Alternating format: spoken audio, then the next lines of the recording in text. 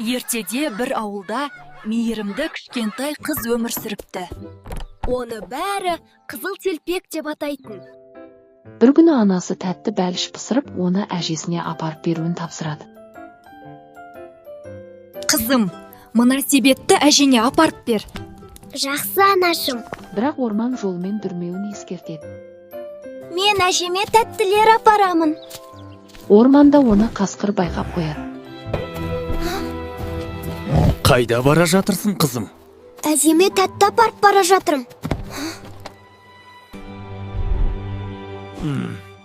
Алдымен әжесіне барайын, сосын қызды да ұстаймын. Қасқыр қызыл телпектен бұрын барып, әжесін жасырып, киімін киіп төсегіне жатып алады.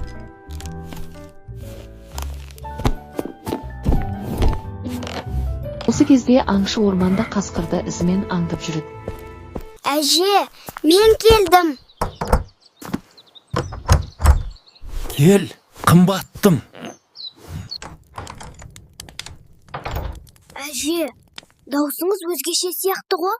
Сәл шаршадым, қызым. Мұрныңыз неге ұзарып кеткен? Сені жақсырақ иіскеу үшін ғой.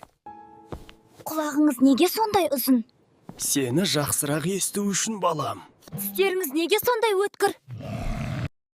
Сені жеп қою үшін. Аңшы әженің үйінен өтіп бара жатқанда, іштен қасқырдың дауысын естіп дереу құтқаруға жүгіреді. Қорықпаңдар, мен сендерді құтқарамын. Осылайша аңшы әже мен қызыл телпекті құтқарып, қасқырды қуып жібереді.